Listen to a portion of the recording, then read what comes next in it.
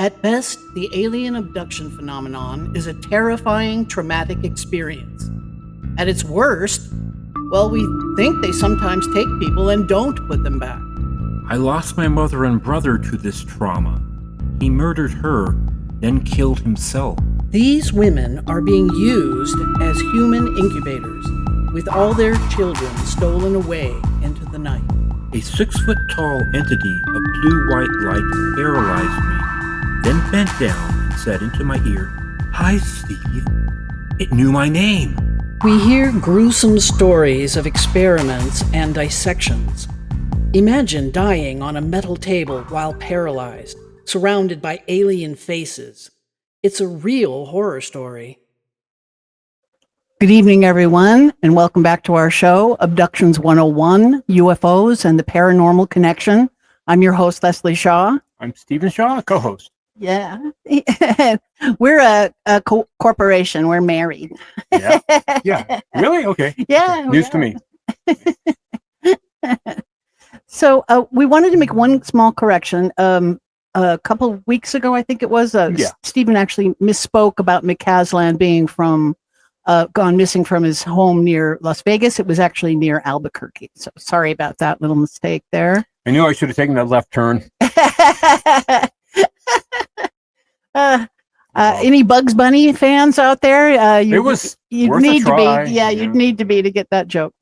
Anyway, you wanted to talk tonight, Stephen, about your well, we want to also add too about Monica Riza too. Remember? Yes. Oh, that's true. We've it's been all over Instagram lately, but one of McCasland's colleagues, she was an engineer with the research and development for metallurgy and things such like that. Yeah, she developed a metal used in rockets. Mm-hmm. And her name was Monica Riza, and she went missing. Very strange circumstances too. 9 months ago in June. It was around about June 20th in the Los Angeles forest. So kind of near here. The person she was hiking with, according to the story, from what I recall, was about 30 feet in front of her. Yes. And she was behind on the trail. You know, when you're out in the forest, you know, you're a little bit more, alert. Obviously, you're listening for sounds and animals and whatever. And she just disappeared. Yeah, he waved at her. She waved back at him. He turned around, and then when the next time he looked, she was gone. And the typical response, they had search and rescue out there, helicopters, they had dogs, the whole bit, and just no trace. No trace at all. And there's been no ransom. There's been nothing like that at all. Wasn't at all. So again, and her body has yet to. It's never been discovered if she was killed. There's only so many places you can go. Okay, and you get dogs out there, and you get qualified search and rescue people. So another very strange circumstance around the McCasland disappearance, which is just getting stranger and stranger by the minute as Stephen he does most of our internet research lately. And what have you been finding lately? Well, I sift through it about both of them, McCasland and Riza. And, what was the weird thing though? You said, oh yes, he disappeared with his gun is missing. Yeah, his gun and his wallet's missing, and also a red backpack. Okay, so. And some people say that he was complaining of a little bit of mental fog, but other people have said he still was the smartest person. Yeah, his wife said that that's not true. So it's just, I'd like to hear more about the repairman that was over there like around 10 o'clock in the morning. Yes, there was apparently a repair van was seen at his home. So it makes me wonder if the legacy programs showed up in a van and threw him in the back. Hopefully we'll find out as they go through all the 700 people that they interviewed and all the tapes and everything else. They did find an Air Force sweatshirt, gray sweatshirt on a trail 1.25 miles from his house, and they didn't find any blood on it. And they're, of course, doing their analysis on it. But it's very strange. If you're going to go and commit suicide at the age of 68, maybe you would take your gun, maybe you would take your ID, so if, once you kill yourself, that they'll finally say, "Oh, this is the guy." But that just seems so out of. It's odd. I mean, he was supposedly going for a jog, right? A run. And who jogs with their gun? Right. So his gun is missing, his wallet's missing, and the hiking bag is missing. But his phone still at the house. And that's really odd, I find, too. I mean, the one thing people do take everywhere they go is their phone. It's practically an extension of our hands now. And you do it if you're an avid hiker or a jogger, you always have your phone with you. For safety reasons. For safety and for communication. In case you fall and break an ankle, they can triangulate on you, or you can call. All right. So a skilled guy who had that many years working at Wright-Patterson and being a major general in the Air Force was no dummy. Yeah. Okay. So whatever happened. We don't know what. It's just very strange. Still, I'm just kind of curious to see how they're going to spin this. Well, they're starting to say this thing about him having a brain fog, which has never been heard of before. Yeah, they sent out a silver alert, which in the state of New Mexico is just what they do for anybody that is basically above the age of 50, just in case. And he didn't apparently have any heart condition or any diabetes or any arthritic conditions. And they refer to a medical condition, but they never state what it is. Yeah, I mean, we all get brain foggy from time to time.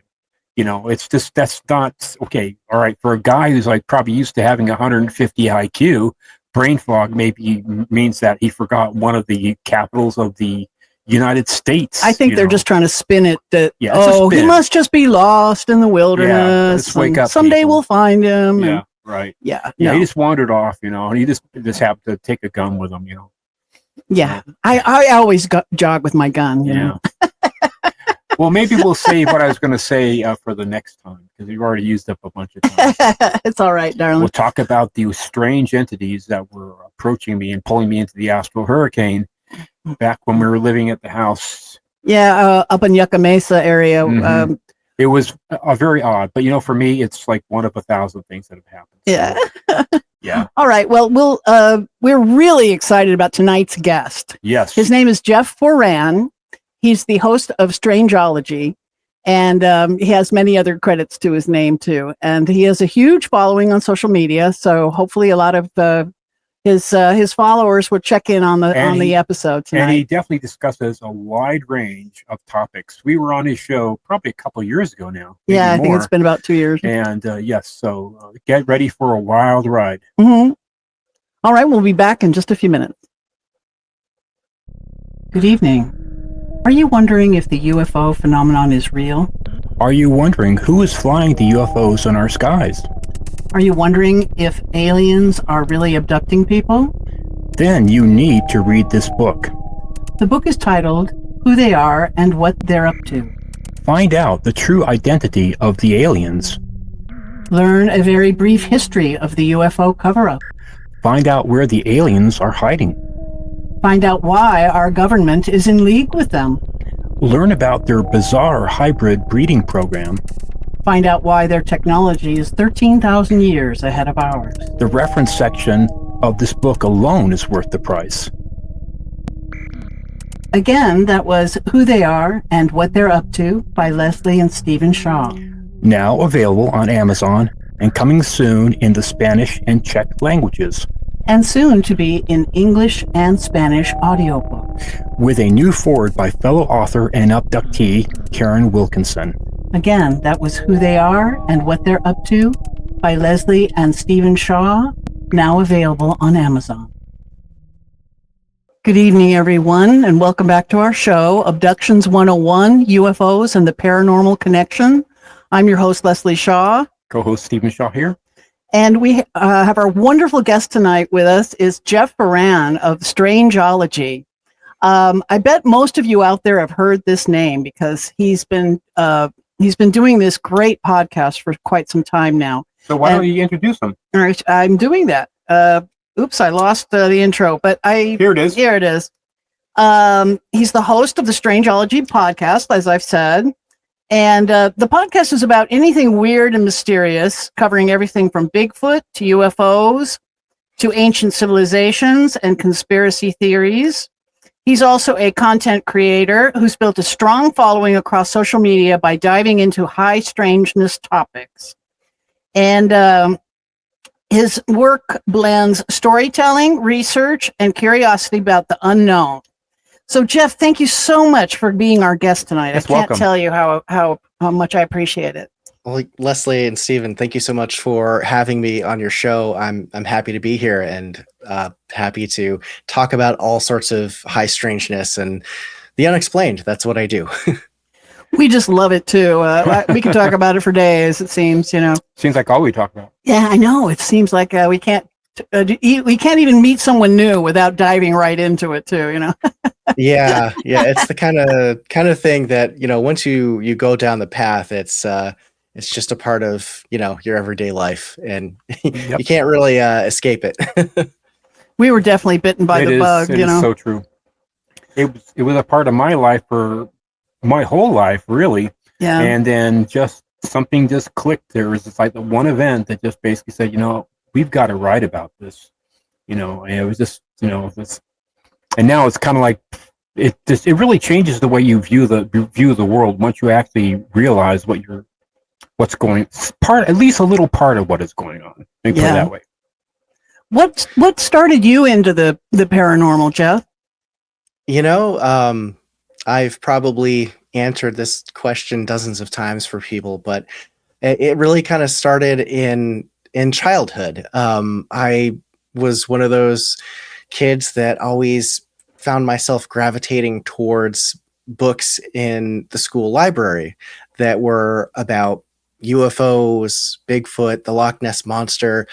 I would always enjoy and make it a point to sit down and check out TV shows like Sightings or old reruns of In Search of or Monster Quest as I was a little bit older. Shows like that, anything on Discovery Channel, History Channel, and all that. It always just really piqued my interest, and it kind of just, I always had this fascination with the unknown, and that maybe this world that we live in, there's something more to it that's going on beyond conventional science and what the powers that be, the mainstream, explains to us and tells us the way it is, based on my own personal experiences growing up in rural New England. There's a lot of old history here where I'm from, and it's that's kind of how I got my start. You probably can't turn a corner without running into a ghost there, right? Because it's such an old place,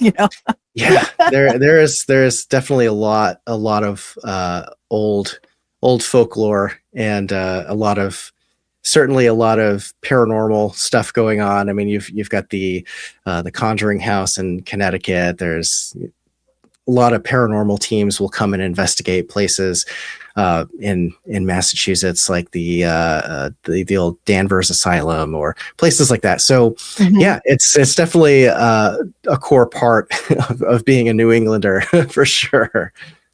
Being as you're saying that, I'd like to ask a couple of questions. Did you consider yourself, or were you considered to be a little bit too sensitive for your own good, or did you have like a catalyst that may have that you can, if you thoroughly thought about it, that maybe like sparked your interest in it? Or did you just kind of feel like you just saw the world in a different way than your friends or anything like that?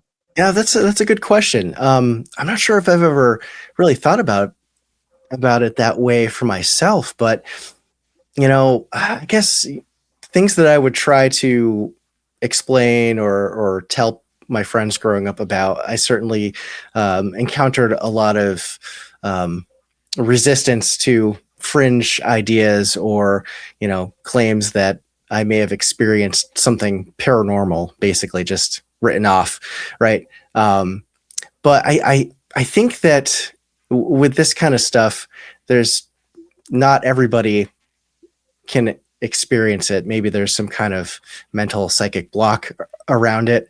Certainly people in my family have all experienced some similar stuff. The home I grew up in had some strange activity. It wasn't even an old house, but my brother, my father, myself, and we all kind of experienced strange things from time to time, with something that was there that you can't see with your own eyes, but sometimes it can physically interact with you in strange and interesting ways. How so? What did give us an example? Oh, sure. So, gosh, and this was stuff that I experienced, as a young kid up until I was about a teenager. But there's always kind of a feeling of, something. If you were alone in the house, you'd get a feeling that something may have been watching you, and maybe that's a primordial kind of apprehension or fear for humans. I'm also like, a little bit of a skeptic at heart. I don't always blindly dive into this stuff, but there was this time where I was, probably about 8 or 9 years old. I was watching cartoons. I think it was an episode of Tom and Jerry that I was watching, and my mother was in the kitchen, cleaning things up for the night, and she called to me from the kitchen. I was in the living room. And she's like, okay, Jeff, you have to go brush your teeth, get ready for bed. It's probably around like 9 o'clock or something like that. So I turn off the TV, and it's one of the old, big, heavy cathode ray tube TVs, not these lightweight flat screens we have today. But I remember turning it off. And if you remember, or your audience remembers, the old CRT TVs had a little bit of an afterglow to them when they turned off, as the cathode ray tube was starting to cool down. And I was looking at the screen as the glow was starting to fade, and there was an image of an older man in the screen that wasn't on there. It wasn't like there was a commercial break that jumped to it. I was in the middle of watching an animated cartoon. And there was this like afterglow, faint image of a man. He had kind of like male pattern baldness and glasses, and he was looking right at me. And I was like, that's weird. I'm going to walk out of the room now and not acknowledge it. It's kind of like one of those things where like you saw something, no, you didn't. But that always kind of stuck with me. And I remember looking through some old family photo albums one time, and I came across a picture of my grandfather, my dad's dad. And he had passed away shortly after I was born. And so I never got to meet him. And he was only 64, so he was relatively young. And I remember coming across this picture album and seeing a picture of him. And I kind of was like, wait a second, that man looks familiar. It kind of looks like that man that I saw on the TV screen a little while back. So in my mind, sometimes I think that like maybe that was my grandfather. Maybe he's still kind of hanging with the family, Yeah. And there were some other maybe a little bit more concerning events that happened that I had heard from my dad and my brother that involved some paranormal type activity in the middle of the night, like waking up to their beds shaking.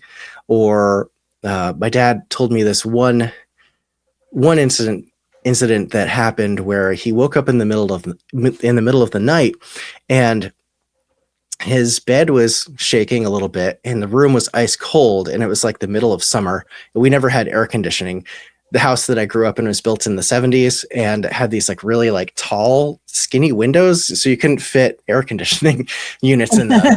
So we had a finished basement, thankfully, so I would always go down there to cool off. But in the upstairs, it was always sweltering in the summer. Not that New England gets super duper hot in the summer, but there's usually a week-long stretch where it gets into the mid to high 90s.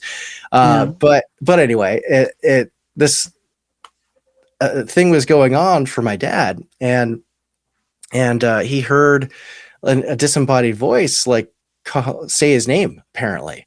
And my dad's not, he likes to watch all the shows and stuff, but he's never been at least publicly facing like, I'm into this kind of stuff. But not a public believer, huh? yeah. He told me this story. I'm like, wow, that's like really interesting. And apparently what he did was that he had this theory that this entity or whoever it was may have been a former resident of the house. As it turned out, the family that built the house back in the early 1970s, my family moved in there in the mid 1980s, but the family that built the house The son of the married couple that lived there had passed away in I think it was a motorcycle accident right after he graduated high school. I think it was the late 70s or something like that. And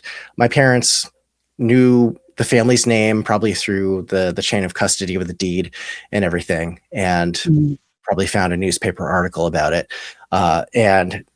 So my dad had this theory that maybe this entity was this young man who unfortunately and tragically lost his life unexpectedly. And so what my dad did was he called out this person's name, and he said, "Look, like, I can't do this right now. I don't want to play. I have work in the morning. Please stop." And for whatever reason, somehow, like, the bed shaking stopped and the room started to warm back up. Because, you know, and you hear this a lot, is like when there's a ghost or whatever around in a room, it gets really cold, right? So that's kind of like that's a hallmark of some kind of a paranormal encounter, I guess. So so that was, you know, some pretty interesting stuff from where I grew up. And I was like, you know, as I was a kid, I was always like, wow, this is like, there's something else weird going on in the world. It's just I'm very glad strange. I'm glad you drew that distinction, because I had a situation that happened to me. It was happened to all my family in 2 different houses in 2 different locations, right? Yeah. So anyways, on the third night of these things happening, my bed was pushed. I was awakened by this whizzing sound in the air, and the light was on the hallway, so I could see down the hallway, and I was just laying in my bed, and I rolled on my left side, and then the bed was pushed from the base twice, 2 gentle pushes. You know, growing up in Southern California, thinking maybe an earthquake, right? So I ignore it, and then it's push again, a little bit harder, right? And now I'm thinking, okay, what is going on here? And then it was push, and there is no coldness. This is very specific. You said the coldness thing, so this is why this wasn't a ghost for me, right? And then I got tap right in my mid deltoid on my right shoulder, which later we found out was basically an alien implant. When I almost lost my right arm in 2013. But anyway, so this thing tapped me 3 times after like shaking the bed 3 times. And then I rolled over and said, "What?" And there's this shimmery object in front of me, and I'm looking at it, and then this blackout. That may be one of the ways to distinguish between alien activity and ghost activity, is it doesn't seem like they bring the cold with them, the aliens. No. They definitely did not bring any cold. There's no sensation of that. Yeah. Interesting. Yeah, that's a good point.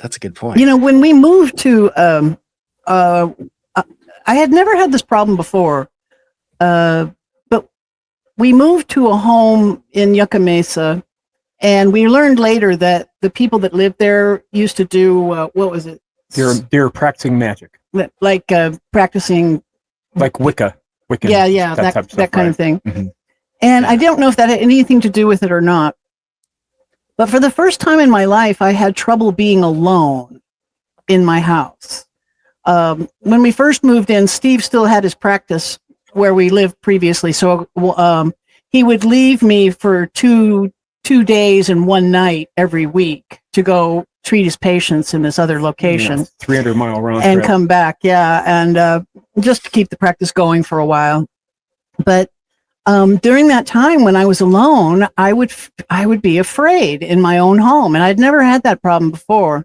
And then one night I was trying to go to sleep, and I heard a very distinct sound coming from the living room. You know the sound when you put a drinking glass on, say, a glass table? It was a glass on a glass table. Yeah, glass on glass kind of sound, you know. It sounded exactly like somebody in the living room had put a glass down on the glass coffee table. And I got up to inspect and look around, but I didn't see any glass on the table. But I couldn't be comfortable in that house for quite some time until we finally got some dogs. We got a pair of dogs, and after that I felt better. But But the thing is, too, I started hearing that same exact sound in the middle of the night. And we weren't talking about it. We weren't talking about it. We hadn't both heard it told together. each other, yeah. It was just as if somebody was just sitting down on the couch and just put down a glass drink on the glass table. Yeah. And I had some very bizarre experiences there, too, like the astral hurricane and glass doors breaking in. And it basically sounded like somebody just broke a glass window in our room a couple times, or somebody slammed the door really hard. And I was being pulled out of my body through the neck by this dark being, and I was in this literally like a hurricane, like a tornado. It was very scary. I mean, I thought I was going to lose myself. We found that the aliens, they keep tabs on their abductees via the astral realm. Yeah, and they discourage their abductees from becoming astral travelers themselves. I think that's because they don't want us to find out who they really are and where they're really hiding and what their agenda is. But enough about us. I wanted to mention that I had to ask you this question. When I first started watching your program and paying attention to your feed, your Instagram feed, at that time, you were doing a different creature every week, like a different cryptid or a different kind of, manifestation. A folk tale about some being a creature of some kind. Sure. And then about 2 years out of that, and then your show started to expand into all of the paranormal, the whole genre. Yeah, the whole genre. It seemed to me, and I was going to ask you, did you just run out of creatures? Did finally the well go dry on the bizarre creatures thing? Oh no, there's no shortage of cryptid stories in the United States, in Mexico, Canada, anywhere in the world. The Philippines, Japan, Australia, Europe. I have barely covered Europe, but I like to switch it up every once in a while because my show, my social media is all about exploring the strange and unexplained, and that goes for cryptozoology, the paranormal, aliens, UFOs, ancient mysteries, sometimes conspiracy theories. So I'll go through periods where I'm running through one kind of sub niche of like the Fortean umbrella of strangeness, and then I might get a little bit bored of that and switch it up to something else and kind of circle back. So most recently I've been talking about some conspiracy stuff. I'll probably get back to more cryptid things at some point in the near future, because those are really fun, and that gets a lot of people excited and engaged because they want to hear about what's in my state where I live or my country, and that makes it fun and being able to look into the folklore and find out what these stories are, what they may have been actually about, or if there is a real mystery there or not. So it's a fun time. I enjoy it. Have you been following the recent stuff with the Mothman sightings in Chicago? I've heard a little bit about them. Yeah, here and there. So I recently put out an episode on my show and a video on my YouTube channel about the Mothman, and going over the history of the Point Pleasant sightings and all that. And I did have a little section about the Chicago Mothman, which is very interesting. About 10, 12 years ago or so, people in the Chicago area started seeing this black winged humanoid figure, largely around Chicago O'Hare, and also in the suburbs and around Lake Michigan. And it's definitely really interesting. Mothman is considered to be this harbinger of doom, where a disaster may strike after seeing him. That's what happened in Point Pleasant. The Silver Bridge collapsed and 47 people lost their lives back in 1967. And so a lot of people were like, I saw this weird flying humanoid thing around the bridge just like days before it collapsed. And so there's this theory that, it caused the collapse, they're thinking? Or foretold it, yeah. Or foretold it, maybe was trying to warn of it. John Keel wrote about it, obviously, extensively in the Mothman prophecies, theorizing that maybe Mothman was an ultra-terrestrial being, not quite of this dimension, but the Chicago Mothman sightings are pretty interesting. I know that Lon Strickler, who runs the Phantoms and Monsters blog, has extensively documented and taken in stories from people. So that's a place to go check out if people want to learn more about it. We were just talking with him last night, as a matter of fact. We recorded a show with him last night, and I was just thinking about. Yeah. He has this wonderful description of a Mothman that they were hiking in the Boy Scouts, right? Yeah, they were, and they were hiking around, and it was in a creek, and it stood up and turned to look at them, and it had glowing red eyes. And the next thing you know is it flies up in the air and is gone. Yeah. One of the things that always, fascinates me is with Mothman sightings. Birds usually will have to run, and then they take off as they flap their wings. But most Mothman sightings that I've read about, where people have witnessed this, is that Mothman just takes off straight into the air like Superman or something like that, and just goes up. It was interesting. One of the stories of Chicago Mothman, at least that I always think of, and I'm pretty sure the story is on Phantoms and Monsters, is that a pilot was taxiing on the tarmac at Chicago O'Hare, and he spotted this winged jet black humanoid on the tarmac, I think it was, or maybe like on one of the buildings over there. And then he saw it. I think he locked eyes with it too. And he was just kind of taxiing the plane and going by, and they're passing by, and then it just shot right up into the air. So it's like, okay, well, that's a pilot.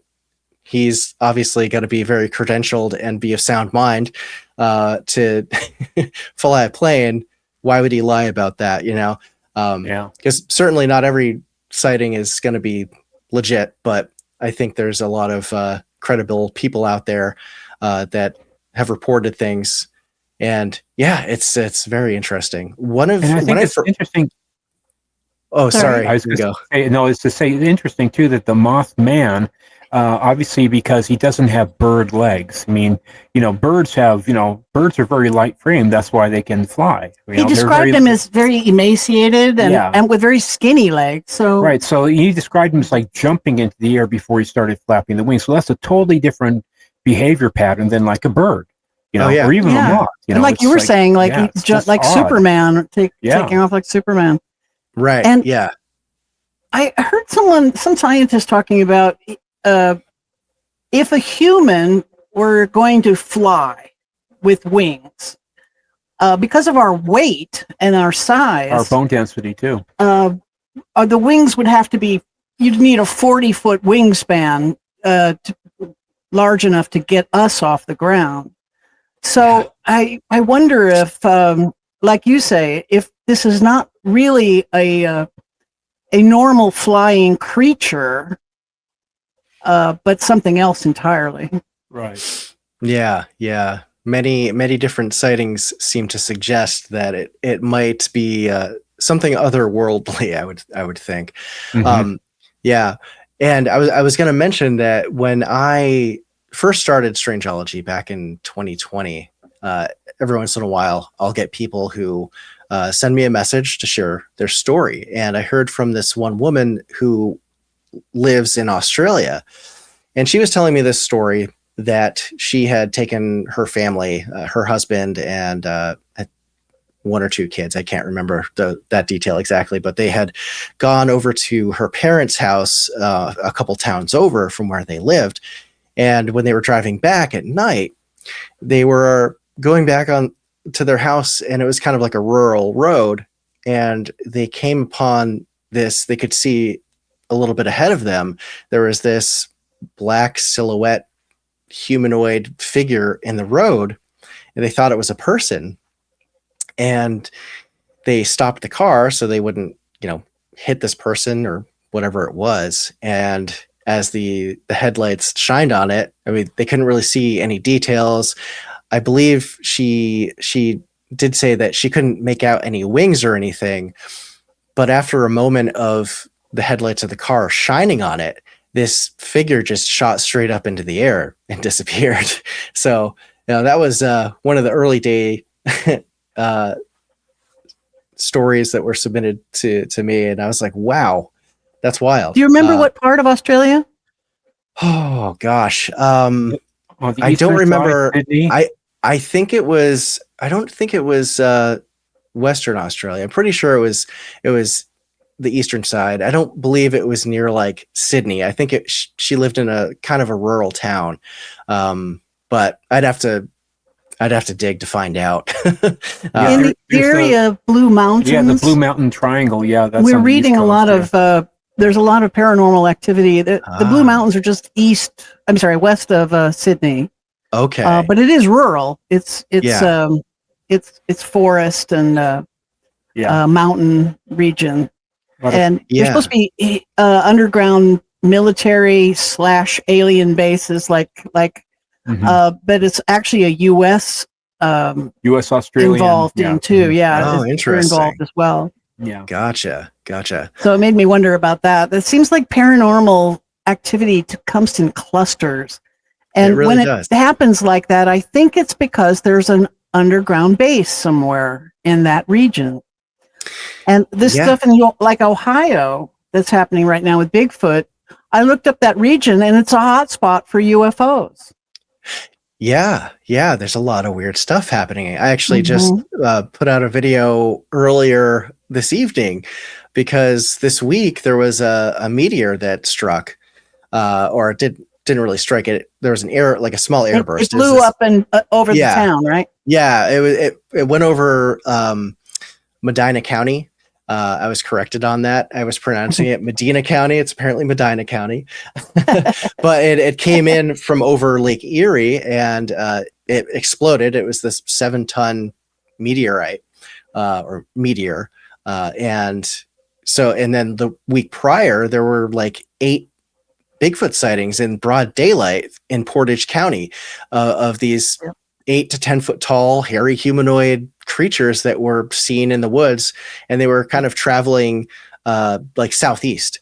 And so a lot of people on social media, the internet, are like, why are all these Bigfoot moving out of this area? Like, do they know something we don't? And lo and behold, we've got this meteor that comes down. There was also like hurricane force winds, I guess, the other day, and some other weird stuff happening in Northeast Ohio. But it made me think of the Kecksburg UFO incident from 1965, right, where there was this object that came out of space that some people described as seeing it looked like it was moving with intent, moving intelligently, and some people even reported seeing it banking and changing directions before it crash landed into a forest just outside of Kecksburg. And then, of course, there's some witnesses who say that the object, they found it and it was this acorn-shaped object, and then the military descended and took it away, and the official story is that never happened, right? That's them, all right. exactly. But then, in that same time, just nearby is Chestnut Ridge, which is a huge paranormal hotspot in Western Pennsylvania, just outside of Pittsburgh.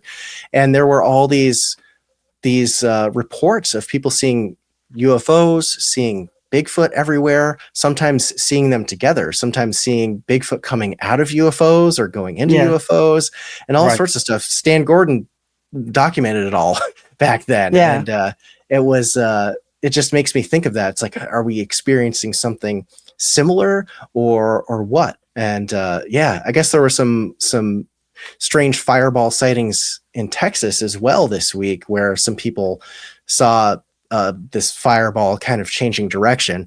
Now, I'm not sure if that is validated or not. It may have been a skydiver with a flare. I don't know exactly. There's not enough information out there. But it is very interesting what's been going on in northeastern Ohio. And my friend Jeremiah from Bigfoot Society was kind of like the first person on it after there was another Ohio Bigfoot research group. I think that was, I think they got like one of the first sightings, and then Jeremiah jumped on it, and a lot of people started relaying their sightings to him, and I guess it made like national news. I think the Colbert Report mentioned the story, not him specifically, kind of poking fun at it a little bit, but of course, no, they always do. They always do. That's how they get the ratings. But just a lot of weird stuff going on right now, and it always kind of happens in clusters, doesn't it? It's interesting that you mentioned that they were seen before the 7-ton meteor hit. Again, that speaks of foreknowledge. They know ahead of time that this may or may not explode before it hits the ground. But just in case it doesn't explode and it hits the ground, you may not want to be at ground zero. So you may want to move. You may want to go to the next Bigfoot settlement underground. It may be one of those things. They're moving because they didn't know for sure 100% whether it was going to be an airburst or whether it was actually going to impact. And I also think it's interesting that Chestnut Ridge isn't that far from Northeast Ohio. Right. It's another big UFO hotspot area. Yes. Very much so. Exactly. Yeah. But, I think the man you mentioned, Gordon. Stan Gordon. I think he's the one that I was listening to. He was saying that Bigfoot is exhibiting a lot of the abilities of the aliens. The same kind of ability to drain batteries, to drain power out of electronic equipment, and the same ability to disappear. Walk into a portal or walk out of a portal. Yeah, there's a lot. And I started, this is years back that I was listening to these kinds of theories. And then we heard about Lake Rupkund in India. That's the one with all the skeletons. And Rupkund is on the slopes of Mount Kailash, which is where I think the underground civilization of Shambhala lives, inside this mountain. Exists, yeah. And I think they utilize the Yeti as sentries to guard the entrances to their underground kingdom. And when these exploring parties would get too close, Yeti would bash them on the head and throw them in the lake. And that's why there's these 1,000 skeletons there that span 1,000 years and are all different races of people. And as soon as I started thinking about that, I started thinking that, the aliens, we think they're genetically engineering Bigfoot and utilizing them as sentries and surface reconnaissance. And we base that on that the Bigfoot genome comes back that for sure Bigfoot is... What I was going to say was that later when the genome data came back from the Sasquatch Genome Project, right, saying that Bigfoot was half human. This is something we were actually expecting. Right. I think it was a shock to the entire world, but not to us, because we were sort of expecting that it would be that they're genetically engineering them from some of the DNA that they're stealing from humans. They've been designated as Homo sapien cognatus. Yeah, they actually have a Latin name now. Dr. Melba Ketchum, she submitted it. These 111 different Bigfoot DNA profiles to the International Zoological Society, and they accepted it. And now it has a Latin name of its own, Homo sapiens cognatus. Yeah. And and this is why, so many hunters descriptions I've read, they have Bigfoot in their sights, ready to shoot, when it turns and looks at them, and they see a human face, human that they change their minds about shooting it, because it's it's too intelligent looking. It's too human. We met some North American Indians recently that have come across Bigfoot, when they're hunting or, fishing or whatever. And they have, of course, the North American Indians have a totally different take viewpoint. on it. They don't have the fear if they recognize Bigfoot as being part of nature. So the men of the mountain, they call them around Mount Shasta, like we don't go that area. That's where the men of the mountain live, so. Right. Yeah. Yeah. There's so many stories of people coming across a Bigfoot, a Sasquatch, whatever you want to call them, and that they look human, but not human. And, maybe that's one of the reasons why we have the uncanny valley effect, where we get fearful or want to get away from things that look not quite human, or we kind of get the ick about it. Yeah. maybe that's related to another hominin species that we outcompeted, years and years and years and centuries, millennia ago. I've been recently reading the book Sapiens by Harari, and it really kind of confirms some of the things we've been saying, even though it's kind of dry, but it's interesting. He's talking about how Neanderthal, was basically predominantly in the Middle East and in Europe, and then Homo erectus was the most successful of all the species. It was around for 1.9 million years minimum, right? And we Homo sapien came from Homo erectus and then whatnot. But Homo sapien did develop in South Africa, just like Sitchin was saying. Okay, and recently the city of the Anunnaki has been discovered from SARS, from satellite assisted, radar, and they can confirm that there was a city there. I mean, literally as big as Los Angeles and San Francisco combined. With the roads that dates back at about 200,000 years. Yeah, that's the thing that blows my mind is these mines, these ancient mines with this detritus at the bottom, carbon dating to 200,000 years ago. That doesn't just predate man's mining abilities; it predates man.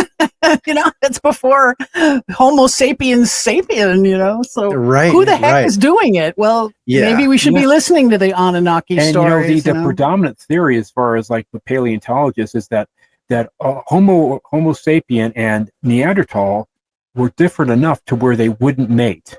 They would fight. Okay. So sapiens tried to take over the land mass or the land area of Neanderthal. At one point, they got pushed back. It was like natural animosity between, because they were different enough. They didn't have as developed a neocortex as the Homo sapiens. So it's interesting how we actually ended up pushing them out. But we have some of their DNA but we do have. Obviously, there's going to be some raping that would happen in any type of campaign.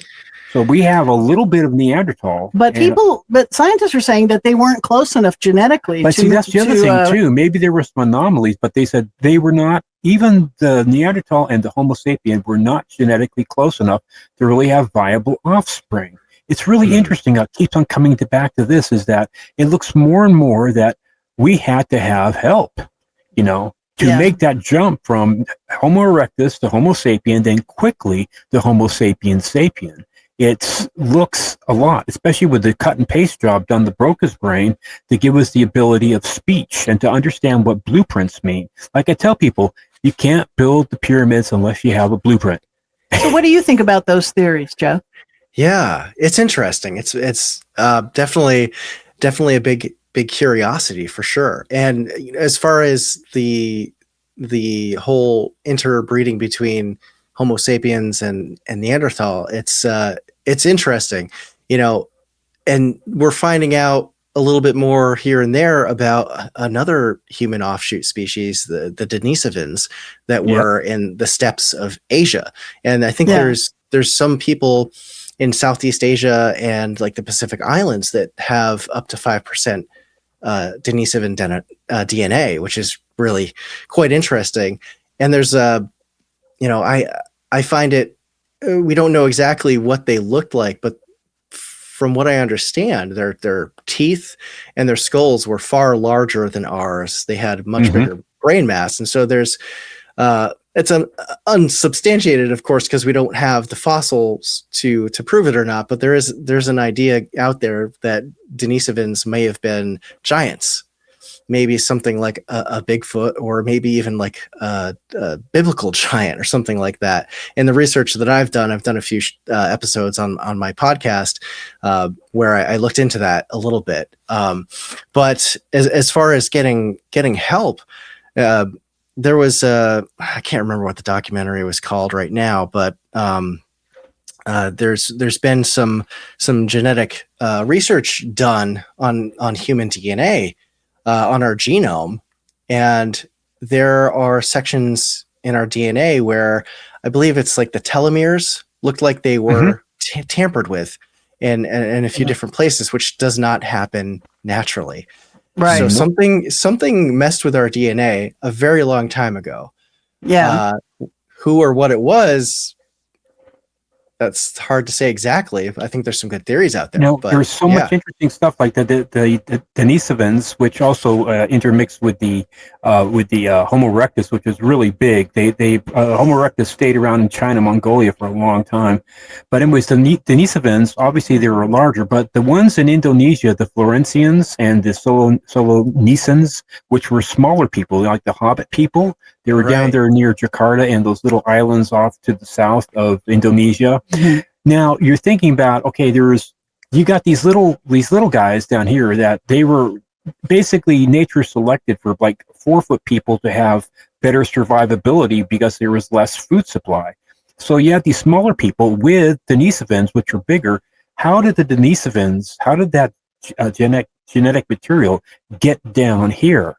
Okay. See, again, it speaks to tampering. And the telomeres, they find that people that live the longest have the longest telomeres, and they have more telomerase enzyme. So if you want to live longer, you want to make sure that you increase the length of your telomeres. It is true. Longer telomeres, longer life. How do you do that? Genetic engineering. That's beyond my pay grade to know, but yeah. The way I see it is we're looking for aliens. Why don't we look closely at the people who claimed to be aliens? The Anunnaki, they claimed to be aliens from this other planet, Nibiru, and they claimed this for 7,000 or 8,000 years. It spanned, right? This time where they're claiming to be to be aliens. So if this is a hoax, this is a 6,000-year perpetrated hoax, or if it was a lie, it's a really long lie. And I think they're the ones that claimed to have done exactly that, to have upgraded Homo erectus into Homo sapien.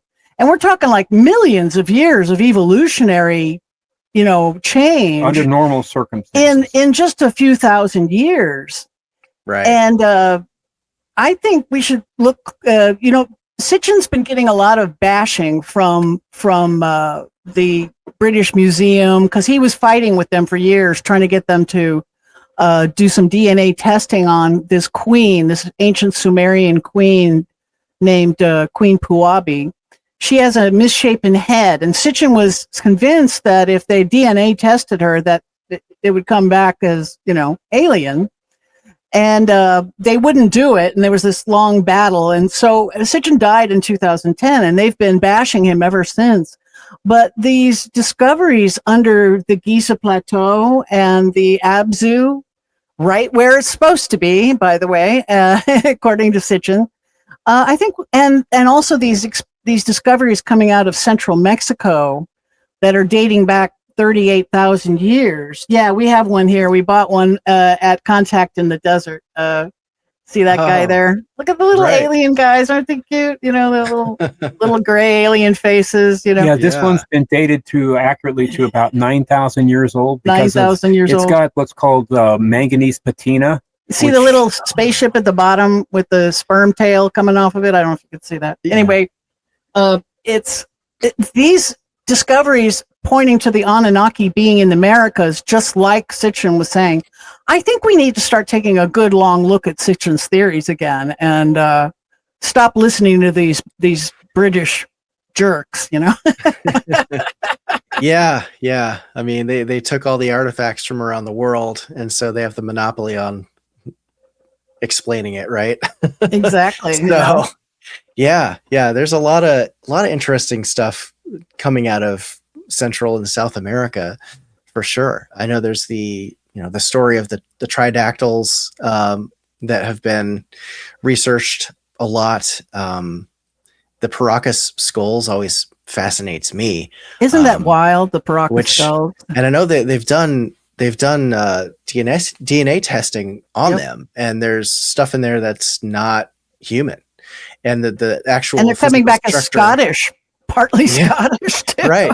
And like the physical structure of their skulls, I mean, they hold so much more brain volume than we do. They have different, I don't think they have a sagittal suture.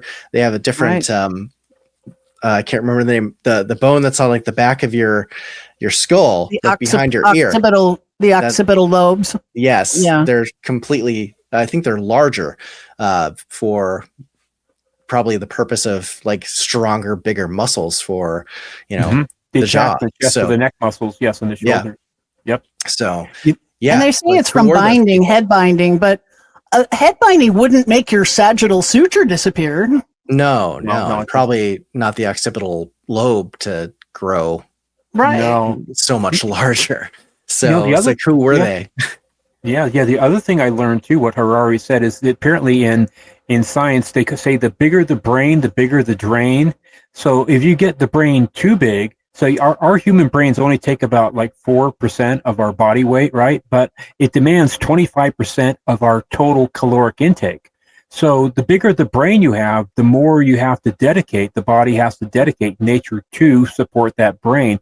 So what ends up happening when you get bigger brains, you get smaller muscle development. Skinnier bodies, like the Greys, I guess, right? Because the body says, no, you have too much brain power up here. You got to select for this. So it's kind of funny when you look at the Greys that have these disproportionately large heads with really skinny arms and skinny legs. That's exactly kind of like what Harari is alluding to. Nature would select for that. So the bigger the brain, the bigger the drain. It's so you find the right balance, but you don't want your slave race too intelligent. So I think they had to say, okay, well, Neanderthals, they had bigger heads than we had. They had bigger brains. Maybe their CC capacity was a little bit too big. So let's select for the Homo sapiens. Let's uplift them and teach them how to read blueprints. Yeah. I think they were using humans as slaves for thousands and thousands and thousands of years. And I think they decided to give up on using us as slaves and make these little Greys for their worker race. Because, the little Greys, they seem like automatons. They don't seem to have personalities. They never stand around wondering what to do next. They're very goal-driven, almost like machines. And it makes me think that maybe humans don't make good slaves. No, so they decided to stop using us that way. We've got too much willpower and too much self-esteem. We're too much like our creators, I think. Yeah. The seven deadly sins. They may have been sorry that they made us the way they did, But so I think they abandoned us as their slaves and started using making these little Greys from using human DNA. You probably had a lot of guests on talking about the Greys, right? Yeah, I bet you did. Yeah, here and there, for sure. I mean, I've read a lot of stories from different researchers and people who have experienced them, that they seem less like a evolved biological being and more like something more akin to an android or a drone.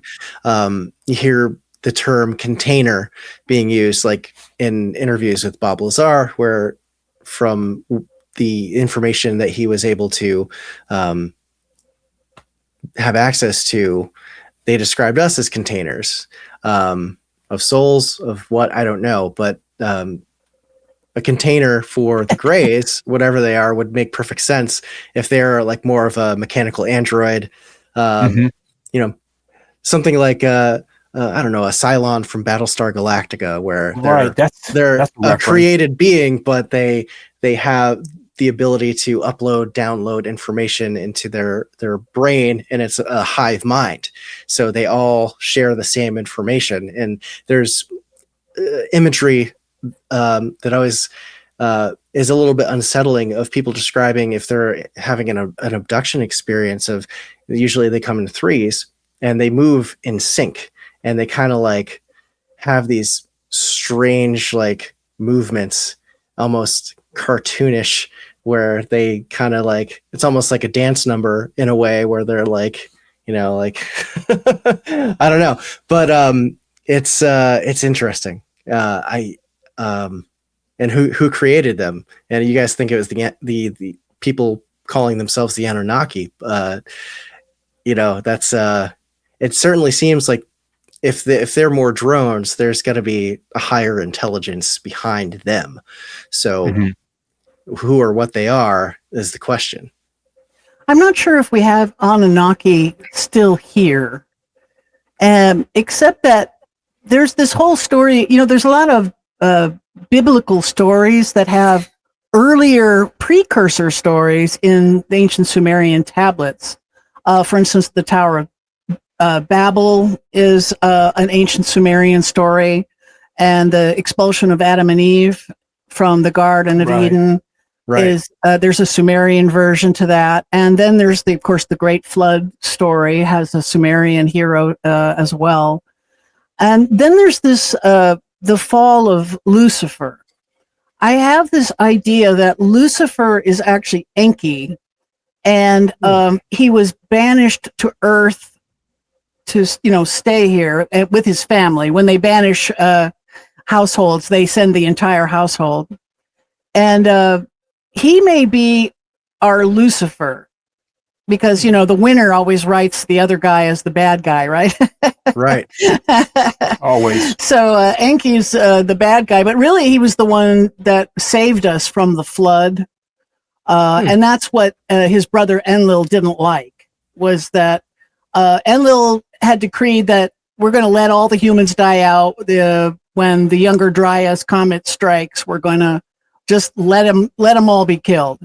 But Enki didn't want that, because he's the one created us, and so he warned all the humans of the planet that the flood was coming, and thereby saving some of us, you know, who managed to cobble together an ark quickly, you know, or go to high ground or whatever, or you know? dig in underground. Yeah. So there may be this family of Enki still here, like a contingent of the Anunnaki present on the planet, kind of running the underworld, we think. But most of the aliens, per se, we think are just branches of humanity that the Anunnaki have been using as their kings and their priesthood, and their essentially still slaves, but higher echelon slaves. And we think that's what the Ariani are under the Antarctic ice sheet. Well, yeah, you did a show on the Antarctic too. Yeah, what do you think is under the Antarctic ice sheet? Oh wow, yeah. I don't know if I've done a whole deep dive episode about it. I've certainly made a number of videos, because there's a lot of interesting stories and lore behind Antarctica. You know, whether it's a secret Nazi base from World War II, or a UFO that's buried under the ice. I always find it interesting that there's all these really old world maps back in the age of exploration that show a landmass hundreds of years before Antarctica was discovered, showing a landmass at the South Pole. Maybe that was just a theory for those people back then, but some people have suggested that their maps may have been based on even older source maps from an older civilization, a precursor civilization. The Barry Rios map. He said he copied it from ancient maps he'd found at, I think it was the library at Constantinople. Right. And so that's really interesting to me. And me too. Officially, Antarctica's been covered in ice for like 34 million years, right? But there was a period between, I think, like 20,000 and like 6,000 years ago, where areas of Antarctica were ice free. And so if someone was circumnavigating the globe, or if they had higher technology, I don't know, but there's a very real chance that someone could have established something down there, and now it's buried under 2 miles of ice. We just don't know. As far as active, UFO bases, alien bases, I think that's certainly a possibility. There's a lot of weird anomalies. If you look at like Google Maps, and obviously Google's going to censor things and black things out. Yeah, they just blur stuff out now. Exactly. But sometimes you can catch like a weird little thing before they take it out. Like the pyramids that are starting to poke up through the ice on the west. Right. Yeah. So I think there's something going on down there. And it is a little bit, sure, if you have the money and the connections, you can go down there and go to certain areas like near McMurdo. Or if you get a permit, you can afford it, and you have the know-how, you can trek across to the South Pole and back.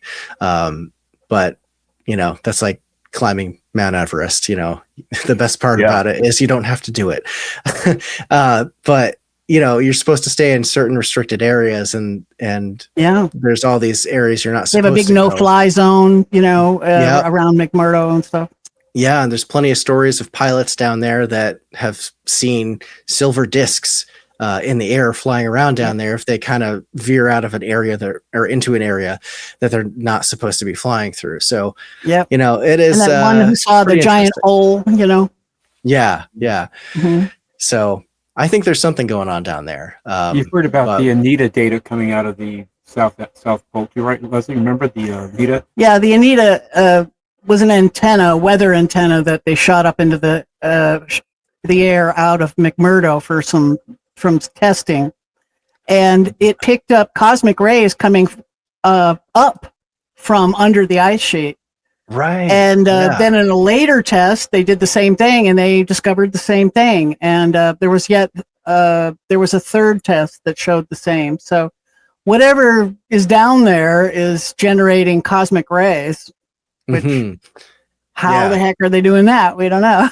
Right. Yeah. Is it a form of communication or what? And I know a couple of years back, there was a whistleblower who came forward about the neutrino detector station, where they have all these like big orbs buried like a kilometer under the ice. And this guy was claiming that, they were using it as like an earthquake device, like a weapon, because there was this massive earthquake in, I think it was Christchurch in New Zealand a few years ago. It was, yes. And he was saying that happened because of this machine, but it's also I think a communication device that they can send stuff out into space. So that's interesting. I don't know too many other details beyond that. Sure. I wanted to mention that you were talking about the Perry Rias map showing part of the Queen Maud Land coast as being ice-free. When the Younger Dryas comet struck, I believe it caused a lithospheric shift in addition to the devastation of the impact of the comet itself and the tsunamis. I think it caused a lithospheric shift as well. Hapgood, the man who discovered the lithospheric shift theory. His theory with Einstein. Charles he said it happened, the last lithospheric shift happened sometime between 12,000 years ago and 18,000 years ago. And we know that the Younger Dryas comet struck 12,850 years ago. Yeah. And at the time, we were in an ice age, so there was a lot of fresh water ice trapped at the poles, and that would cause a lot of weight at either side of the pole. And the fact that these tsunamis were worldwide, throwing the ocean basically being ripped from its bed all around the world, I think that would be enough impetus to cause a lithospheric shift, because the mammoths that they're discovering in Siberia, the mammoths could never have lived that far north, ever.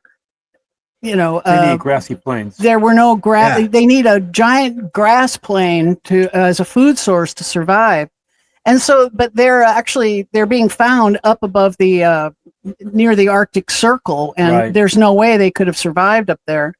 I think Siberia shifted north, which would have put the Antarctica further north on the opposite side.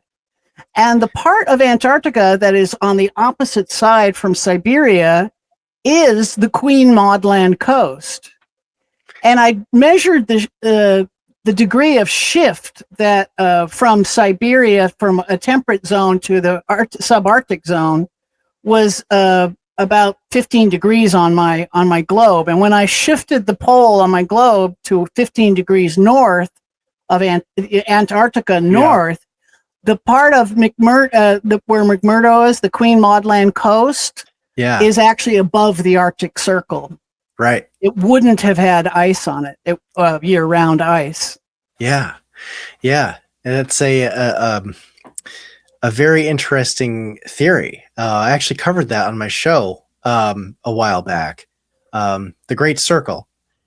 If you shift the crust of the Earth 15 degrees, like you said, there's an interesting thing that happens between a lot of ancient megalithic sites, like the Giza Plateau, all the sites in Peru, Sacsayhuaman, Ollantaytambo, Machu Picchu, and then you can take it all the way to India, Southeast Asia with Kuala Lumpur, Easter Island.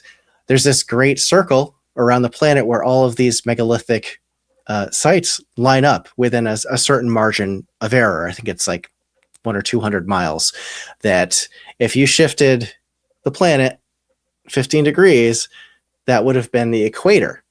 And so, where's a better place to build civilizations on Earth during the middle of a massive ice age? You can't really do too much in the northern and southern latitudes. The equator is going to be where it's at.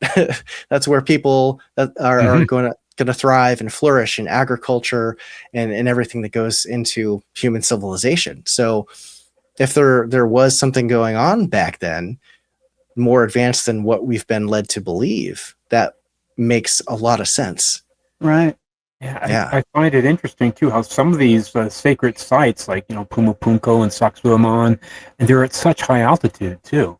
I mean, why would they be? Obviously, they preferred thinner air or cooler temperatures or whatever it may be, because a lot of these are at like 7,000 and above, up to 12, 13, 14. Yeah, Sacsayhuaman is at 12,240 feet, I believe. Yeah, and these people, a lot of those sites are attributed to the Inca or the Aymara Indians, but those people didn't have metallurgy. They didn't have the wheel. They didn't have draft animals. They didn't, right. Yeah. Pumapunku looks like it was destroyed in some great cataclysm. I mean, what's there today has been kind of largely reconstructed by archaeologists who think maybe that's what it looked like, but the amount of force that it would have taken to destroy a very ornate and highly technical structure. I mean, you've probably seen the stones at Pumapunku. They look like they were made in a factory, right? Yep. They were poured. I think they were poured. They were we know that the ancients had the ability to fuse and melt stone. I've done a lot of concrete work in my life when I was in construction, and they look like these blocks, these stones were poured, popped out of a mold. And you know what? There's some German archaeologists, some German engineers are saying, these were poured. These weren't cut. They were finished being cut, but they were actually poured and popped out. Yeah, that's what they say. I think it's two. And it's very interesting that a lot of these sites, especially the sites in Peru and Bolivia, have this polygonal cyclopean architecture where all these different shaped blocks are fit together perfectly. You can't fit a sheet of paper between them, and sites like that look almost identical exist in Egypt and Southeast Asia, Greece. It's really quite fascinating. It's how did they all develop that same building style if they didn't have a communication with each other. Yeah, exactly. And the newer stuff that's on top of it is far inferior, right? Absolutely. They're just little tiny blocks stacked on top of and the newer stuff, that's the Inca. and the newer stuff has got mortar lots of times too. The older stuff has no mortar at all because it's fused, you know. And as fantastic as Sacsayhuaman is, as fantastic as Pumapunku, and the road connecting all these things together through the Andes mountain range, this excellent road is still there, still cut through the Andes mountain range. Thousands of miles of road. And the Inca were only around for a few hundred years. Right. They were supposed to be able to have accomplished all of this, like you said, without draft animals. They even said when the Spanish got there, they even said, we didn't build this. Yeah. This stuff was here when we got here. Yeah.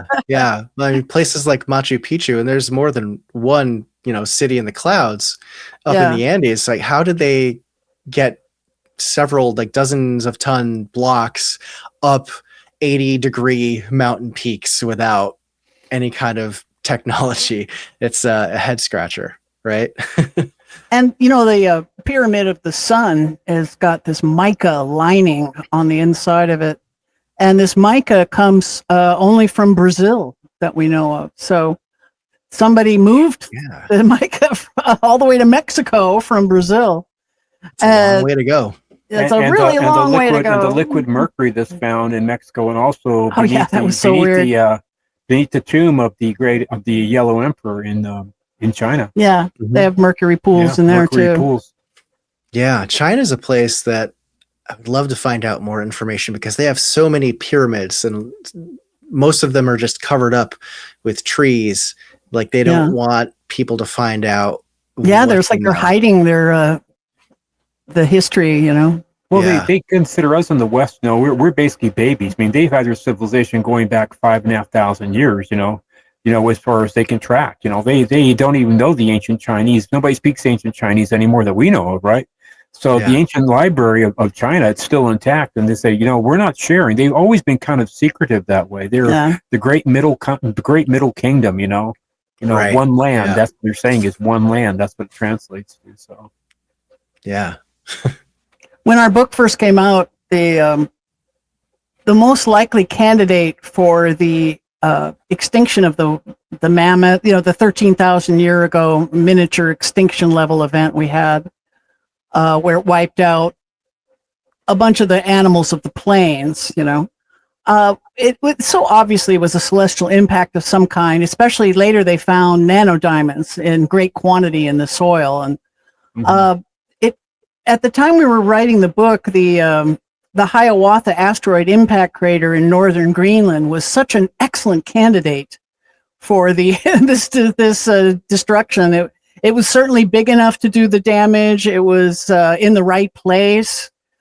But who knew? There were two celestial events, because that one was dated to like 45 million years ago, and so we had to scrape the egg off our faces and make a correction and make the correction. Second book. But that's why since we met you, we put out a second edition with that correction and forward by Karen Wilkinson. Have you had Karen on your show? She's really fantastic. I have. Yeah. A few years ago now. Have you? Yeah. She's got quite the story. Yeah, she does. But that's fascinating. I mean, when new data comes to light, it's important to be able to take a look at it objectively, and if you need to make an adjustment, that's the way it's got to be. You get that new information. But sometimes that can be, a really good thing. It can help paint a clearer picture for, what we're trying to discover here. And actually, at the time I was thinking, but what caused the air bursts and the Uccello horizon? Was it's this layer of charcoal in 13,000-year-old soil. He probably knows about that, right? Pointing to. I've heard about it. Yeah. that global wildfires and stuff like that. Right? Yeah, the northern global hemisphere, wildfires. all the forests were on fire at the same time. And that's not necessarily equated to the asteroid phenomenon. The asteroid, just a big fireball comes through in one long column and punches a hole in the crust of your planet. But not with a comet. But with a comet, it breaks apart and it's moving faster too. Comet, the Younger Dryas was 40,000 miles an hour. 40,000 miles an hour, and it broke apart in our atmosphere and rained a big debris field from Georgia to Canada. To Europe, right. And in Western Europe, and obviously it would have hit the Atlantic Ocean too. And we think Atlantis was on the coast of southern Spain in the Doñana bird sanctuary. The LiDAR showing the concentric rings out. But if it was there when the Younger Dryas hit, then it was at ground zero for the worst of the tsunamis. Just, it would have been wiped out instantaneously for sure. Absolutely. A 2,000-foot wall of water. And apparently, I don't know how they figured this out, but they say that the Younger Dryas comet was 100 miles in diameter. I think 100. It was big. But it wasn't that big. I thought it was 62 miles in diameter. Yeah, 100 kilometers. 100 kilometers or 62 miles. Yeah. So that's huge. So when you talk about it's good that it broke up. Yeah. Because they're ice too. There's a lot of them is ice in it. And the way they determined you've heard probably of the shock quartz.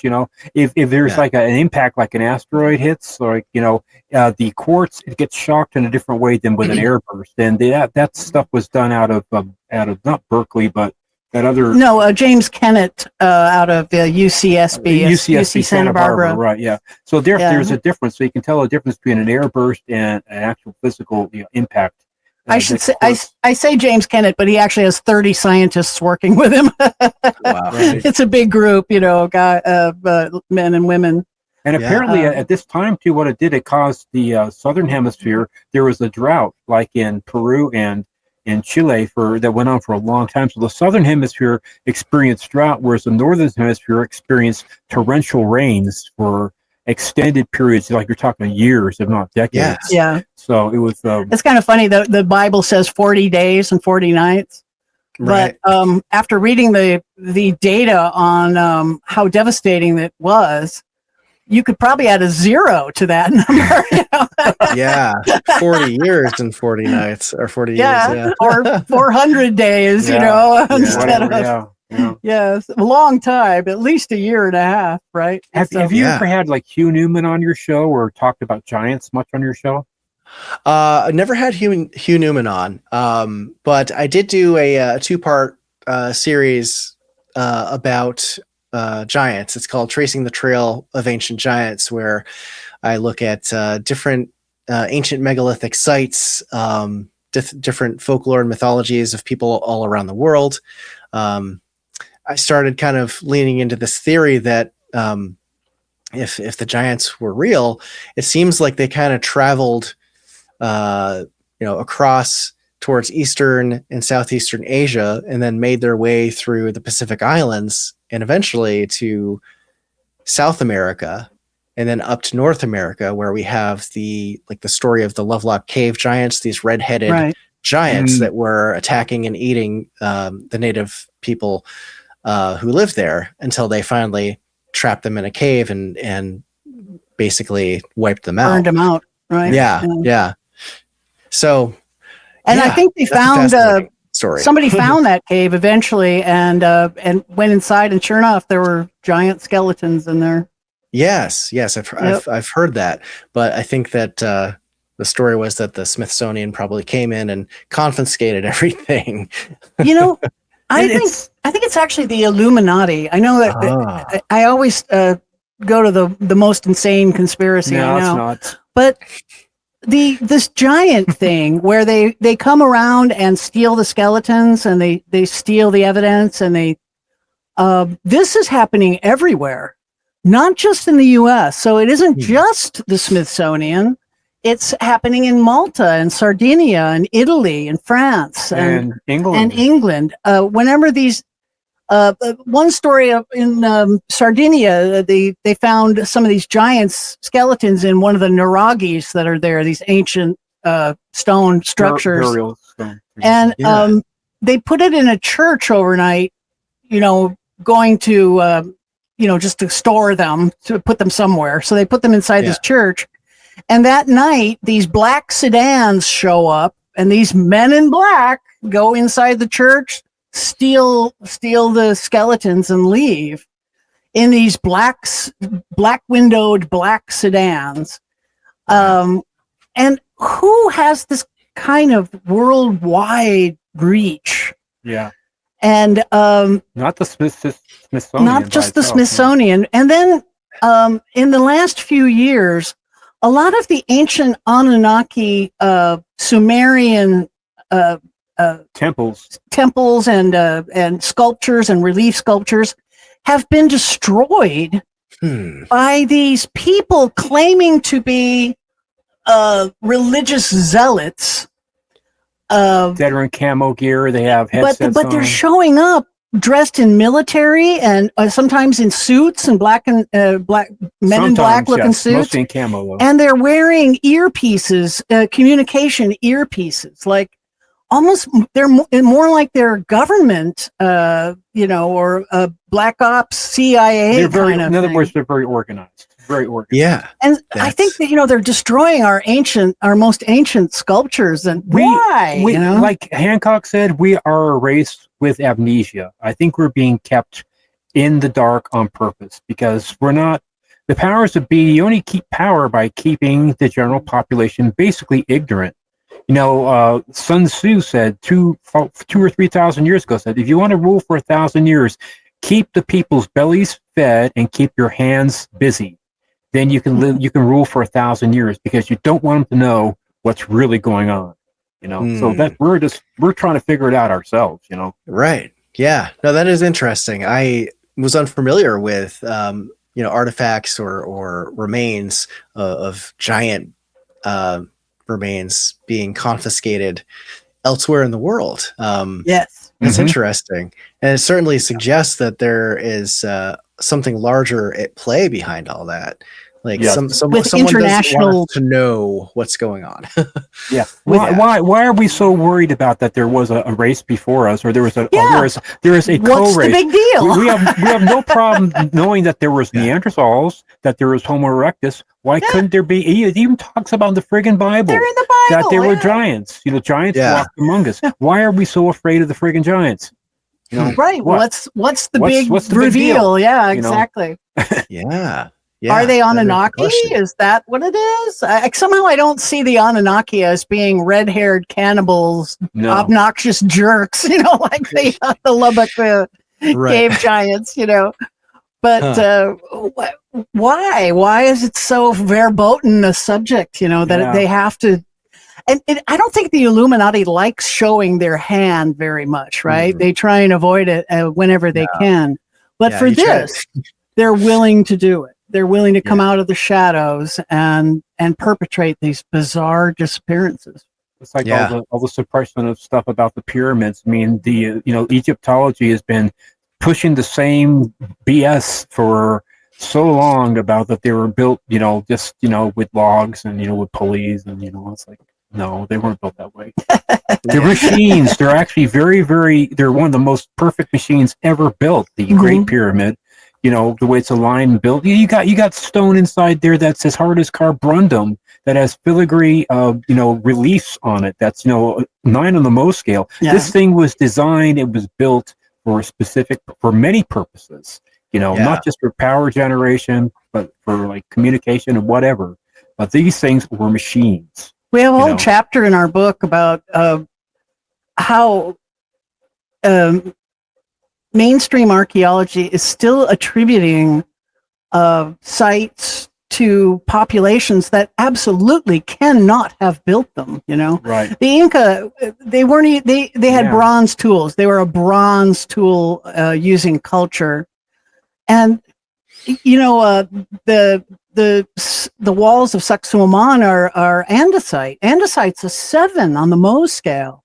You can beat a bronze tool all day long on And you're not going to get just anywhere. wreck the tool, you know. Yeah, You can't fuse rock with a bronze tool. Mm-mm. And it's even worse for the pyramids. The people they're attributing the pyramids to were a copper tool using people. They didn't even have the bronze yet.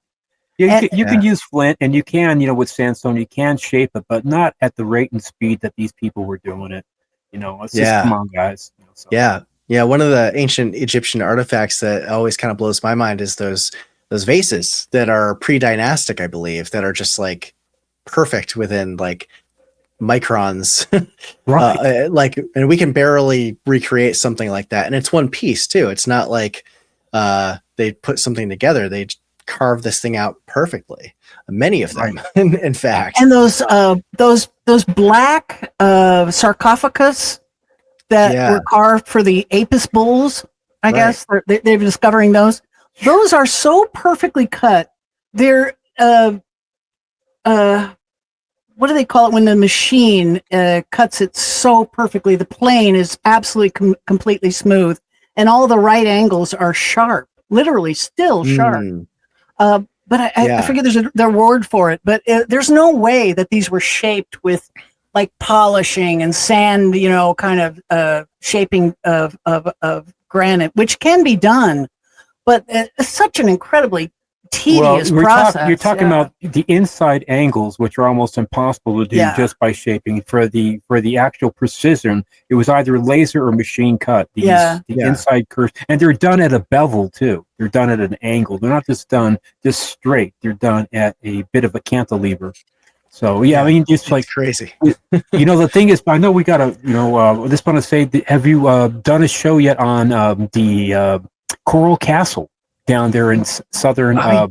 I did an episode for my channel members about Ed Leeds Scalnan and Coral Castle. It's a really fascinating story. I probably should do like another version for the public, or maybe I'll just release it at some point. But his story is so interesting. I mean, he's this, man of short stature who claims he discovered the secrets of the pyramids, right? And he managed to move all these coral stones to, put at together night, in the dark, alone, at night, under the cover of darkness and total secrecy.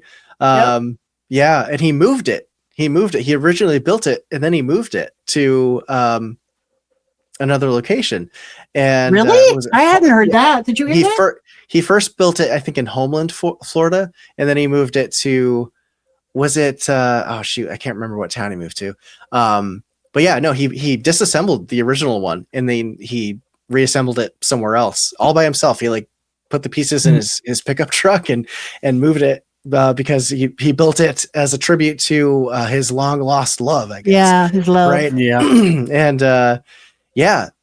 one of the wild things about that is there was like a big stone door at Coral Castle that had this like perfect alignment on a hinge that eventually busted, I think in the 1980s, and engineers came in to try to fix it and make it work. And before, you could just use your finger to push it open, with one finger thing. And it doesn't do that anymore because the engineers who came to try to fix it couldn't replicate what Ed did, which is wild, right? Yeah, it's my father and I back in 1979. We saw the original documentary. It just happened to be on public television, and we saw about that. Back in 1979 together. My dad being a cabinet maker, a master cabinet maker, and myself being the apprentice, and both being builders. I mean, we really appreciated that. It was just like a head scratcher. Said, how did this guy move all these stuff? Some of these were 20 tons. He had the secret of the pyramids. Working at night. Nobody saw him working. And they always say, they found this box that he would have, this black box on top of this tripod that he would have. And when he died, of course, that black box disappeared. But you're absolutely right. He said that he knows how the pyramids were built, and mankind isn't ready for what I know. He's just coming out of World War I and going into World War II. He definitely did not want to give what he knew away to the wrong powers, obviously. Yeah, for sure. I think our audience would like to hear. You are the cryptid expert out there for sure. Do you have a favorite? Can you regale us with some of your more unusual cryptid discoveries? Well, my favorite cryptid, and I love the folklore around it, the American history behind it, is the story of the Jersey Devil, and it's this story that has been around since the 1700s. Basically, this mother was pregnant with her 13th child, and she cursed it to become the devil, because 13's a lot of kids, right?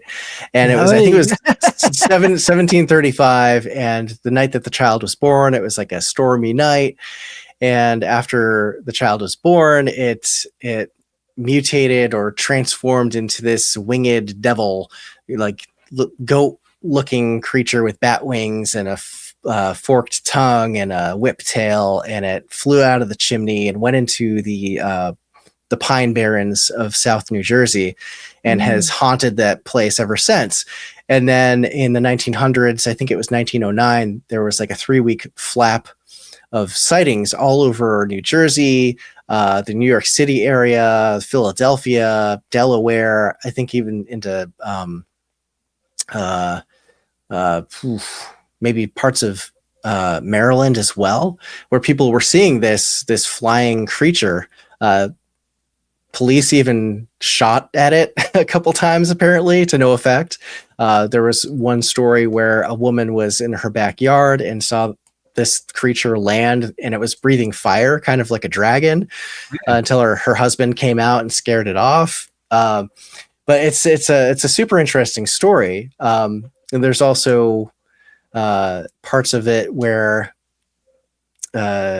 Benjamin Franklin is involved in the story, because he was having some kind of pissing contest between one of the leads, and they were writing back and forth against each other, like making fun in different publications. It's just such a weird and fun story. Napoleon Bonaparte's brother, Joseph Bonaparte, was one of the witnesses, apparently, for the Jersey Devil. He was out in the woods, and he saw this winged devil-looking creature off in the distance in the snow. I think he was following tracks, and then he saw it, and then it got up and flew away. So stuff like that. It's just, it's a fun story. Team, New Jersey sport, their hockey team is the Devils, the hockey right? team. The Jersey Devils. And that's why. Is that what it came from, do you think? Oh yeah. Yeah. Yeah, it's a very famous legend. I've never actually been into the Pine Barrens myself. I had a good friend who grew up outside of Camden, New Jersey. Real tough town. And one time, many years ago, something like 20 years ago or so, we went down to the Jersey Shore, and we stayed at his grandparents' house, and we almost got lost in the Pine Barrens. Coming back, we were on the outer edge, I think on the Black Horse Pike or something is what they call it. And yeah, it's an interesting area anyway down there. There's people who live down there that don't want to be bothered by civilization. It's very, very remote. And so, you want to be careful if you're driving around in that area anyway. Kind of like the Appalachians or something, right? Yeah, certainly a similar vibe. But yeah, that's kind of like my favorite overall cryptid story. Of course, like where I'm from, we've got Champ and the Northfield Pigman, and there's also various Bigfoot stories and dogmen and Pucwudgies and stuff like that. What's a Pucwudgie? Oh, Pucwudgie. So that's a legend that's like in like the southeastern portion of Massachusetts, but they're also in Michigan as well. But it's a Wampanoag legend from the Wampanoag Indians, and they're basically like these diminutive, like fae folk type of beings that are kind of magical, but they're also like tricksters. And they used to be like pretty like okay with humans, but then humans started worshiping this other deity, and they got really jealous, and so they started messing with humans and sometimes leading them off to their deaths in the forest, or like capsizing canoes and things like that. And so eventually, according to the legend, there was a big battle between the Pucwudgies and the Wampanoag, like creator being, and he like flung them out to Michigan. That's why there's a story of Puckwudgies out there, and they're often described as they're like really short, but they look almost like porcupines, like they have spines on their back, but they'll have like spears and like bow and arrow and stuff like that. And very, very similar to like other types of fae folk beings, interdimensional type of stuff is what I've gathered from researching it. So that's what a Puckwudgie is basically. Oh, cool. I told you, I sent you an email asking you if you'd ever heard about, or not email, Instagram, if you'd ever heard about our local critter, which is Yucca Man. Yes. I did a video on Yucca Man, and I think I got in trouble because I mispronounced it. I didn't know that how yucca was pronounced at that point in time. Not yucca. Now I know. But I found a story about, I think it was a guard at a military base, like fell asleep in his station and woke up, and there was this 8 foot tall, hairy humanoid creature that was face to face with him. And kind of an intense story for sure. He's supposed to be kind of a Bigfoot, but sort of a desert adapted Bigfoot, with not as hairy, not as long bushy hair, Yeah. There's other stories in the Southwest too, like the Mothman monster from Arizona, who's said to live in the Mothman Rim, which is Ponderosa pine forest. But there's a famous story from, I think it's the 1920s, where a guy was going down the Colorado River, and he decided to go hike up in this area, and he came across this tall humanoid, almost like caveman looking creature, who had apparently caught and killed a mountain lion and was feasting on it. And this Mothman monster, or whatever it was, I think they described it as a wild man in the newspaper article that came out about it, basically chased him away. He had like a club or something like that, a weapon, and chased him down, the embankment. And he eventually got back to his boat and was able to escape. But it's like one of those wild turn of the century stories. Sorry. There you go. Do you have another favorite cryptid? Oh, another favorite. I just love these. These are I love the names too. The Pucwudgie. Yeah.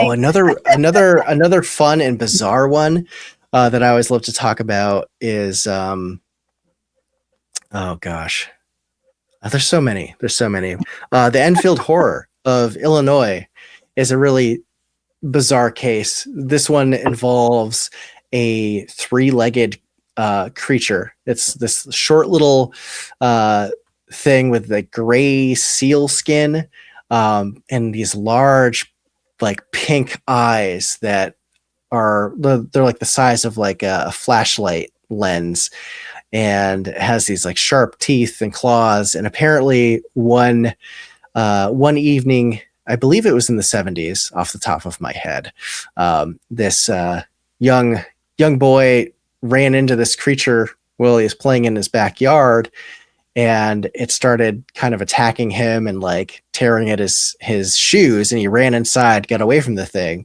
And then his next door neighbor had come home to find his kids were, they had locked the door. They put like something in front of the door, and they're like, "Dad, there's this like weird creature outside."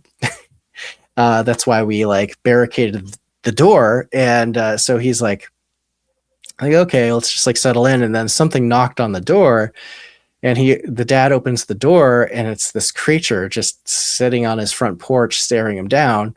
So he runs and goes and gets the gun and comes back and takes a shot at it.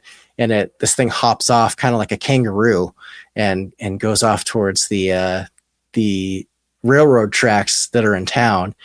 And then a few nights later, he kind of gets this weird feeling and gets up in the middle of the night and goes to kind of survey the neighborhood to see what's going on. And he can see this creature out on the tracks just hopping along. And I think that was the last that it was ever seen. But yeah, it's a weird one. It's a three-legged creature. Some people think it was an escaped kangaroo from like a circus, but doesn't really sound, aside from like, you know, if you they don't have them big pink flashlight eyes that I know. Yeah, exactly. or three, you could maybe confuse like a kangaroo tail and two legs as like a three-legged creature, but I myself, I would like to have a chupacabra. Oh, not me. Those things don't seem very nice. No. They look like dogs to me, you know, kind of leathery looking dog, you know. Right. Well, that's like the North American, South American one, but the original one from Puerto Rico, back in the mid '90s looked a lot more like alien, almost like a science experiment creature. Did. Yeah, it had like spines down its back. It looked more like a reptilian from descriptions, and some even described it having wings. But yeah, really? lots of goats were killed in the flap of people. That's why they call it El Chupacabra, the goat sucker. And the Chupacabra wave in the early '90s. Yes. Yeah. We had I worked at a television station back then. It was Spanish-speaking television station for the Univision network, and the Chupacabra thing was coming out all over, you know, in the news, and our whole newsroom was making fun of it. You know, the Chupa director and the Chupa producer and the Chupa. we all had like, anyway. But, that's fun. It turns out the thing is real, right? Haven't they've discovered that, yes, right? And they've DNA tested it. Yeah, there was a woman that found in Texas that this what they were calling a chupacabra, or some other people call them like blue dogs or Texas terror dogs or something like that. Found one like killing her chickens, and then eventually it became roadkill. Someone hit it on the main road not too far from her house. So for a while. Yeah, she got it taxidermied, and I think they ran tests on it, and it wasn't it was like a hybrid species between I think a Mexican wolf and something else. I don't think it wasn't a coyote with mange, which a lot of people will see like a coyote or a dog with sarcoptic mange and like, oh, it's a chupacabra. Like, well, no, not in that case. No, just a poor sick animal. yeah. But this one was different. So who knows? Yeah, the real chupacabras were they basically were almost like indigenous to Puerto Rico. That was they didn't really like move much from Puerto Rico as far as the actual really what were the chupacabras. Yeah, I remember it very specifically that I thought the ones in North America were like some type of mangy or some type of crossbreeding or something, interbreeding. So yeah, that's what I lean towards, at least with that case. It seems like there's maybe some wild feral populations of different animals that manage to get together and make some offspring. Yeah, I don't know about you, but we start to get leg cramps after about an hour and a change, so we're starting to get there. But before we go, it's 100 degrees in here actually too. Yeah, so. We're pretty hot. We've got a little fan going up, if you can hear it, but we couldn't do without. Otherwise, we would roast alive. Yeah, we had a snowstorm here today, unexpectedly. No it was starting kidding, to turn really? into spring, and then it just turned into a snowstorm. Like, okay, back to it. That's 6 more weeks of winter. Yep. It was 100 here today. Wow. It's 100 in here. We're like in a modified closet. We're in a little walk-in closet. We've turned into a podcast booth. But do you have any announcements you'd like to make to the public? Coming up? Yeah. So I've got a couple events happening in June. I will be at the Cryptids and Paranormal Conference in New Jersey, happening at the Crown Plaza Hotel in Princeton. That's going to be happening on June. Let me get the date right here. On June 6th. And then the following weekend, I'm going to be at the Saucers Over Appalachia Festival down in Bristol, Virginia. And I am going to be a speaker and a vendor. So usually when I go to events, I talk with people who come to the booth, come say hi. We can hang out. You can share your story. Usually bring merch with me. I have a whole merch line. Before this life, I was a graphic designer, so I like to make art. And so, I've got Mothman merch, Fresno Nightcrawler merch, Jersey Devil merch, all sorts of stickers and all that stuff to, Are you going to be at Contact in the desert? Unfortunately, this year I will not be attending. The schedules didn't line up. I was going to say, hopefully next year, though. It sounds like your June is pretty tight there. Yeah. I also have like a festival that my band is playing another weekend in June, and my June is very, very booked up. So looks like too busy. That's too bad. We saw you. Remember, we saw you last year, and that was cool. Yeah. It's a great event. It's a great event for anyone listening. Definitely, if you get the chance to go. That is the premier event for UFOs and the like. Certainly on the West Coast, yeah. Yes. We're going to be there. We're going to have a table to share. Yeah, we're going to be there again. Yeah. Nice. Great. Well, yeah, I'll be there. The new edition requires us to market it, So. Yep. Thank you again so much for being our guest, Jeff. I really appreciate it. And to all you people out there in listening land, thank you for tuning in. And feel free to become followers too. Yes, don't check us out on Instagram, leslie.shaw.author, and follow us there. And also, please subscribe to our channel, our YouTube channel. Thanks again. Ta-ta. And thank you, Jeff, and good night. Yeah, thank you so much. Leslie, you're kidding me. What? Our merchandise store is up? Of course, my darling. All of our amazing concepts of shirts, mugs, and bumper stickers are ready to go. No way. Way. Even my brilliant Egyptian concept that no one else ever thought of before? Yes, that one too, and lots more. All at our new store at etsy.com/shop/abductions101. Wow. I want a shirt and a mug and... Well, Stephen, and all our curious listeners, just go to etsy.com/shop/abductions101 to see all of our unique designs. I'm going there.